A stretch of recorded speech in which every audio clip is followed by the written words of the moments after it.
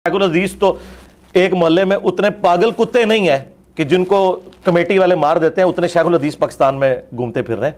4 हदीसें जो पढ़ लेते हैं उनको शेख उल अजीज लिख देते हैं। मुहद्दिसीन के बारे में झूठ बोला कि शेख उल हदीस इतने नहीं जितने गलियों में कुत्ते हैं।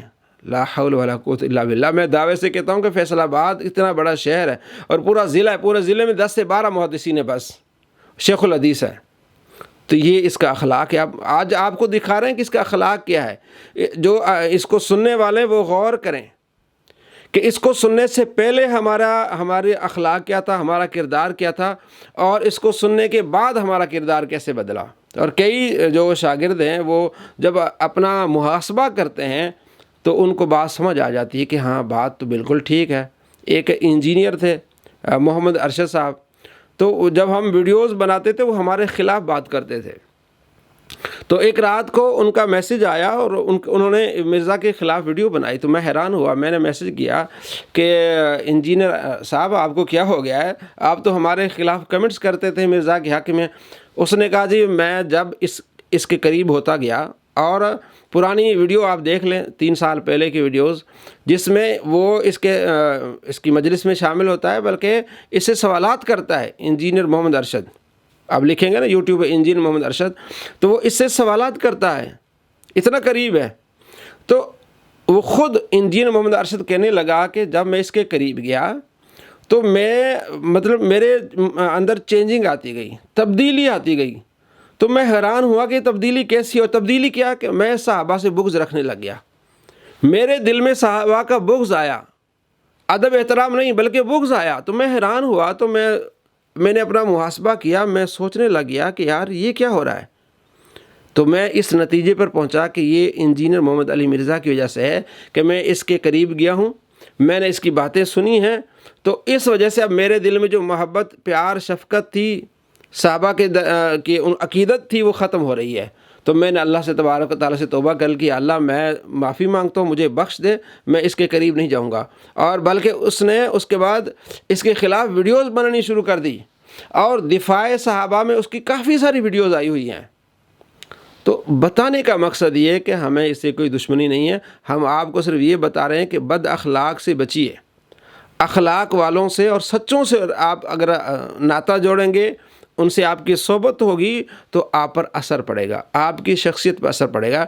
एक झूठे आदमी को सुनने से, उससे मुतासिर होने से, उस पर यकीन करने से आप दुनिया में भी ज़लील होंगे और आखिरत में भी ज़लील होंगे। अल्लाह आपको दुनिया में भी इज़्ज़त अता फ़रमाए और आखिरत में भी इज़्ज़त अता फ़रमाए, और ऐसे ज़लीलों से आपको बचाए। हमारा मकसद सिर्फ ये है, ये मेहनत करने का, आपको बताने का मकसद सिर्फ ये है कि अपनी आखिरत बेहतर बनाएं।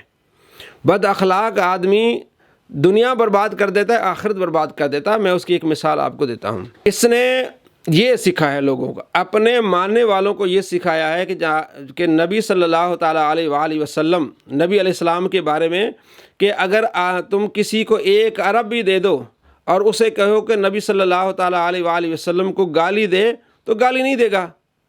अब ये तालीम सिखानी होती है। तो इसके शागिर्दों ने क्या किया, जनाब अली वो गलियों में जाके लोगों को कहते थे नबी को गाली दो, हम तुम्हें पैसे देते हैं, क्योंकि हमारे बाबा जी ने ये तरबियत दी है, तो लिहाजा तुम गाली दो। हम एक्सपेरिमेंट कह रहे हैं कि हमारे बाबा जी जो कह रहे हैं मिर्ज़ा साहब, तो क्या लोग गाली देते हैं कि नहीं देते। ये तालीम का तरीका होता है, ये समझाने और सिखाने का तरीका होता है। ये देखें, चलो पैसे ले लो, जानू होर पैसे देना मैं, जिन्ने तुसी कहो अपने नबी नू एक गाल काट दो। मैं अक्सर ये बात करता हूं कि आप दुनिया में किसी गुनहगार से गुनहगार शख्स को, जो कलमा पढ़ने वाला हो, उसके सामने आप 1 अरब रुपया भी रख दें और कहेंगे 1 अरब ले लो, और वो गरीब हो, फाका कश हो, एक दफा नबी इस्लाम को गाली दे। अल्लाह अकबर, अल्लाह अकबर, अल्लाह अकबर। मेरे भाई, क्या ये तालीम देनी होती है। अब वो उसके लड़के ऐसे, यानी कि मैं आपको ये बता रहा हूँ कि जब कोई मुतासिर होता है तो हर बात पे उसको आमीन कहता है। अब इस बात पे जाके वो लोगों से कह रहे हैं कि तुम गाली दो। अब ज़रा सुन लें, क्या ये मुसलमान रहेंगे। मुझे ये देखें, दे दो, कभी नहीं देगा। चलो पैसे ले लो, जानू होर पैसे देना मैं, जिन्ने तुसी कहो। मेरे भाइयों देखें, जिससे मुतासिर होने वाले हैं इंजीनियर मोहम्मद मिर्ज़ा से, मेरा ये मानना है और मेरी जो रिसर्च है, जो इससे मुतासिर होते हैं वो 2 चीज़ें उनमें आ जाती हैं। ایک گستاخی آ جاتی ہے ان میں، دوسرا ان میں کفر آ جاتا ہے۔ بھائی گستاخی سے بچیں اور کفر سے بچیں۔ آپ خود مجھے بتائیں کہ جو بندہ نبی علیہ السلام کے بارے میں کہہ رہا ہے کہ تم گالی دو اور میں تمہیں اتنے پیسے دیتا ہوں، کیا وہ مسلمان رہے گا؟ اور یہ صابر کریمی اس کا شاگرد ہے، لکھیں گے صابر کریم یوٹیوب پہ تو اس کا چینل آپ کو مل جائے گا، اس کا شاگرد۔ جب میں نے 5-6 ویڈیوز بنائی تو اس نے یہ ویڈیو ہٹا لی۔ اب اس ویڈیو کے نیچے یہ 65,000 اس کو ویوز مل چکے تھے جب میں نے اس کو دیکھی تھی، 66,000 تقریباً۔ پھر اس پر میں نے کام کیا، 5-6 ویڈیو بنائی میں نے۔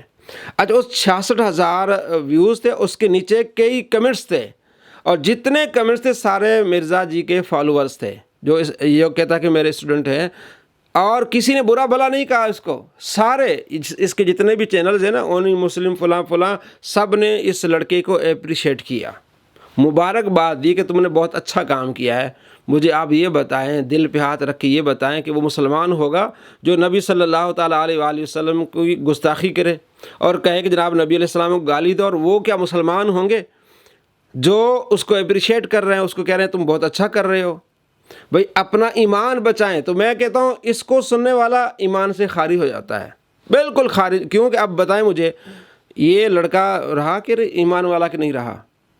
اور جو اس کو سننے والے، جو اس کو پسند کرنے والے، جنہوں نے یہ کام کیا، جنہوں نے اپریشیٹ کیا، کیا وہ مسلمان رہے کہ نہیں رہے؟ آپ مجھے بتائیں۔ گستاخ تو پکے ہوئے کہ نہیں ہوئے؟ تو میں کہتا ہوں اس کو سننے والے، اس کی شاگرد اختیار کرنے والے نمبر 1 گستاخ بن جاتے ہیں، اور اس کے بعد بڑھتے ہوئے کافر بن جاتے ہیں۔